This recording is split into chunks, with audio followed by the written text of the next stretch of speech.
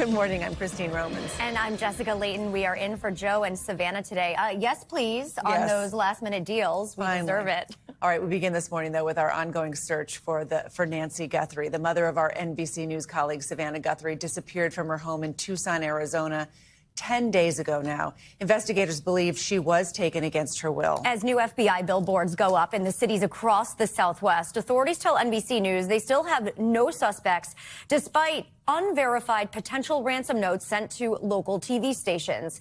The FBI adding in a statement that they are not aware of any continued communication between the Guthrie family and suspected kidnappers. In a new video posted on behalf of her family yesterday, Savannah called on the public for help bringing Nancy home, saying they are, quote, at an hour of desperation. Hi there, everybody. I wanted to come on and just share a few thoughts as we enter into another week of this nightmare.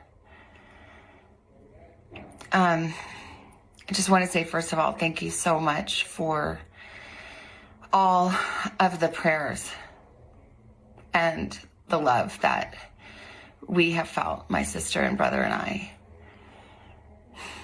and that our mom has felt. Because we believe that somehow, some way, she is feeling these prayers and that God is lifting her even in this moment and in this darkest place. We believe our mom is still out there. We need your help. Law enforcement is working tirelessly around the clock trying to bring her home, trying to find her. She was taken and we don't know where. And we need your help.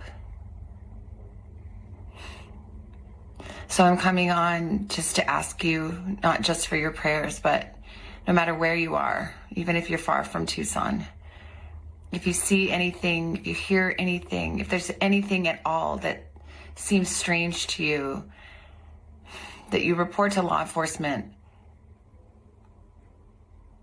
We are at an hour of desperation, and we need your help. NBC News correspondent Liz Kreutz is following the investigation from Tucson and joins us now with the latest there. Liz, good morning. Well, hey there, good morning to you. In that new video from Savannah, you can hear her plea to all of us, anyone, anywhere. If you see something, say something. That video was also posted just a few hours before the 5 p.m. deadline for that unverified ransom note.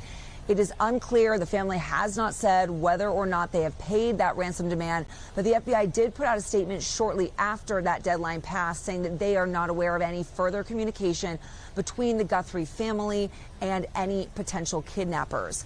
Meanwhile, we are also learning some new details about the morning that Nancy Guthrie went missing and how the family learned about it. According to a source close to the family, Nancy Guthrie often would go to a friend's house on Sunday mornings to watch church virtually. And it was that Sunday morning when she didn't show up to a friend's house that her friends were concerned, and one of them then called her daughter Annie. Meanwhile, we've seen these digital billboards, these missing persons digital billboards go up across the region from California to New Mexico to Texas as there is this ongoing search and plea to find Nancy. Investigators did say that they are going to be continuing their search of the Guthrie residences today, meaning presumably Nancy's home and the home of her daughter Annie. And they say this is all part of the normal course of the investigation as they expand the investigation and the search, and also, in their words, as they continue to follow up on new leads. Back to you. All right, Liz Kreutz, thanks so much. All right, in Washington, members of Congress had the chance to review the unredacted Epstein files at the Justice Department for the first time yesterday. Meanwhile, in congressional testimony, Epstein associate Ghislaine Maxwell says she will answer lawmakers' questions, but only in exchange for clemency from President Trump.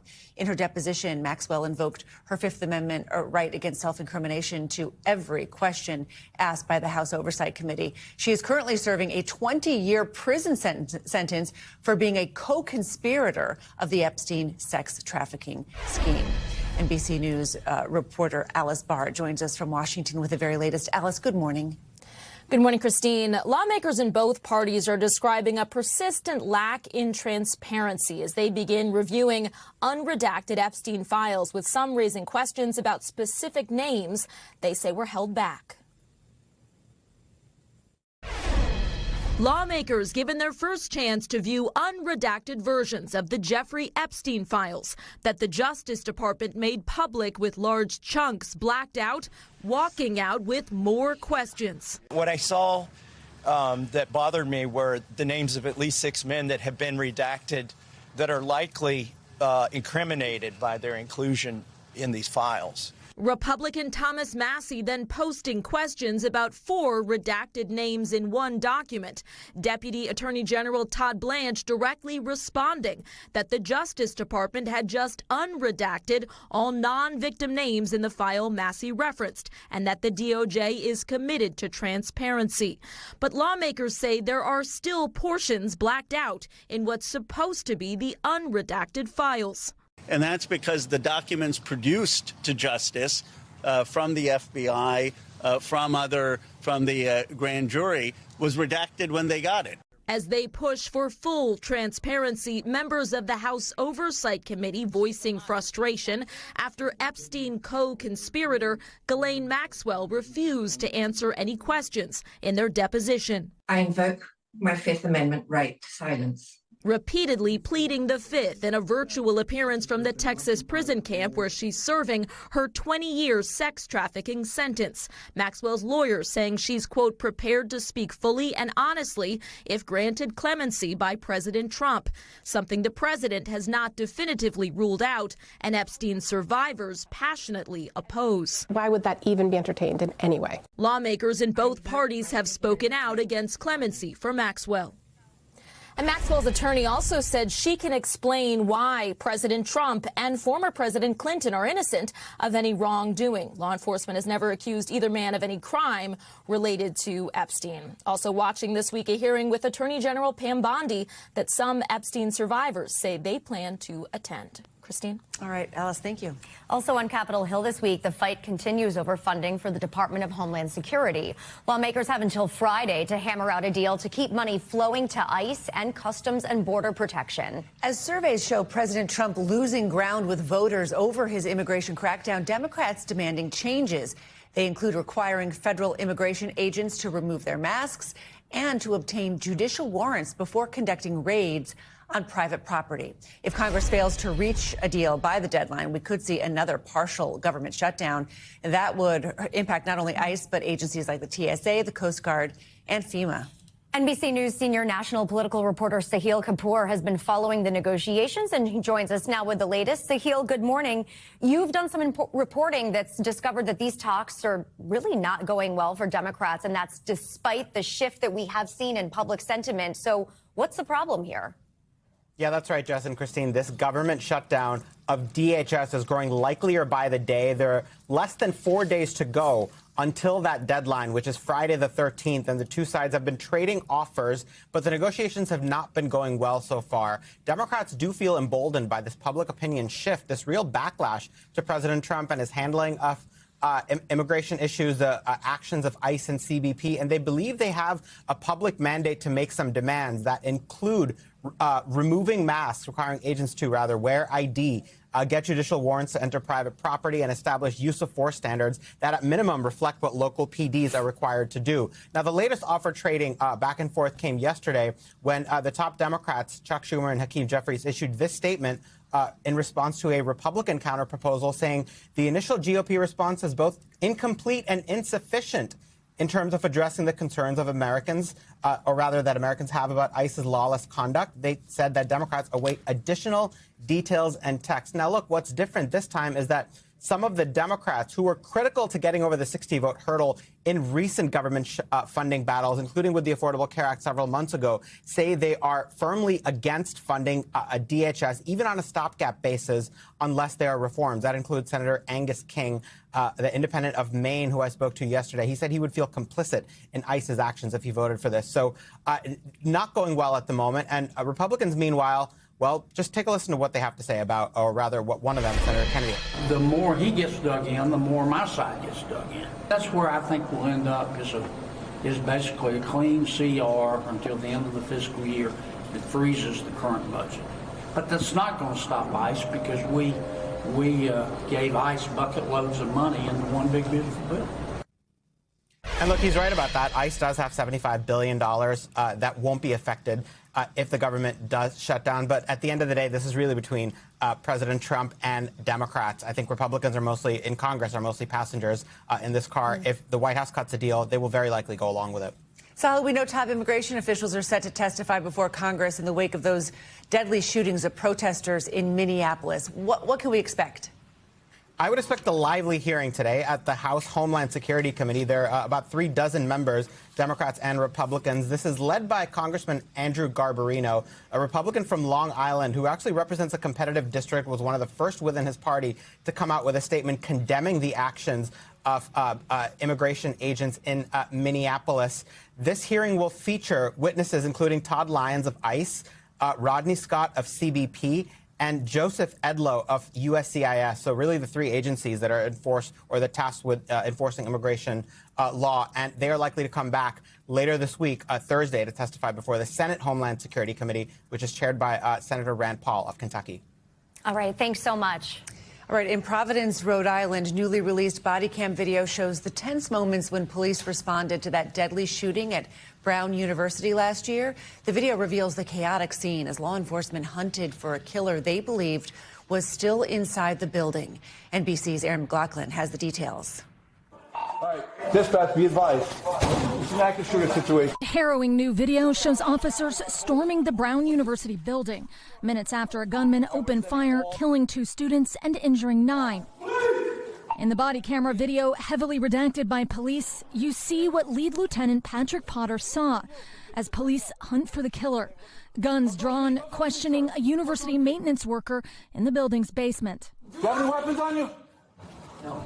Before letting him go. We got to continue to make sure the shooter's not in this building still. The frantic moments mark the beginning of an intense multi-state manhunt that ended 6 days later when the alleged gunman Claudio Neves Valenti was found dead from a self-inflicted gunshot wound in a storage unit in New Hampshire, having also killed an MIT professor in a separate attack in Massachusetts. They're going to stay with you. In the 20-minute video, you also see medics entering the university building with stretchers, as well as abandoned backpacks, laptops, and coats left behind by students desperate to escape. Now part of a trove of evidence released by the city of Providence. While over the weekend, students gathered to remember. If there's one big outstanding question, it's why did these poor kids get targeted by someone? None of the camera footage will answer that question. The campus still haunted by the unknown. Thanks to Aaron McLaughlin for that report. City officials say that as of now, the Providence investigation is closed. But officials also told NBC News they plan to hire a third party to evaluate their emergency response. That report is expected in the next 3 to 12 months. Now to Georgia, where a small plane slammed into several cars while making an emergency landing onto a busy street. The whole thing was caught on camera, and surprisingly, nobody was seriously injured. NBC News senior correspondent Tom Costello has those details.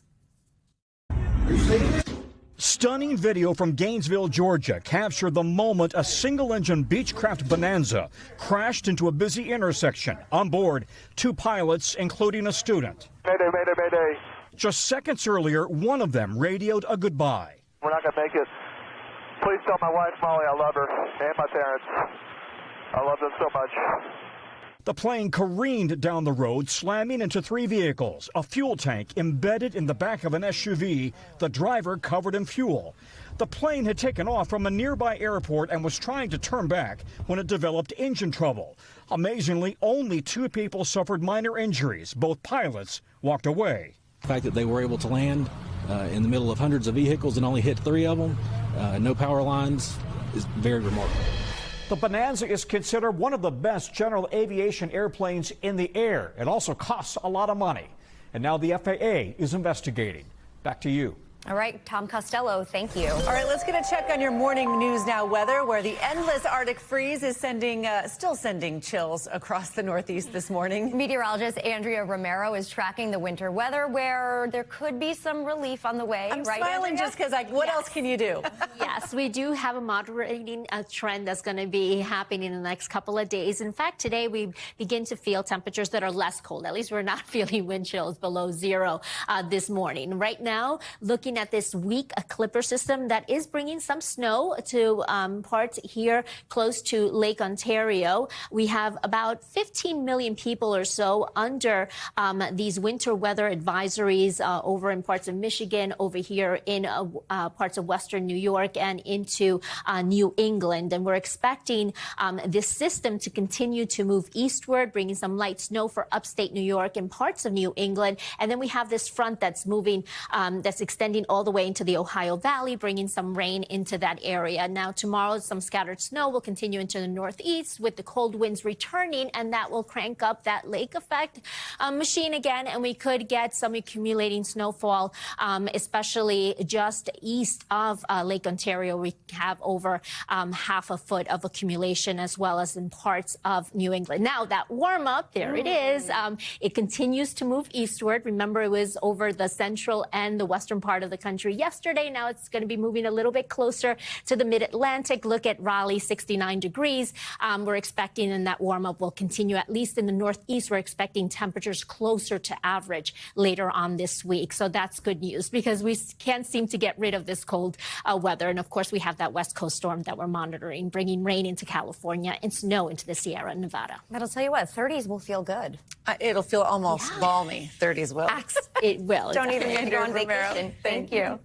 Well, as the Olympic action continues on the slopes and the ice in Milan Cortina, we're hearing from skiing superstar Lindsey Vonn after her brutal crash over the weekend. Her words of encouragement are coming as her fellow Olympians are already starting to bring home the gold. NBC Nightly News anchor Tom Yamas has the details.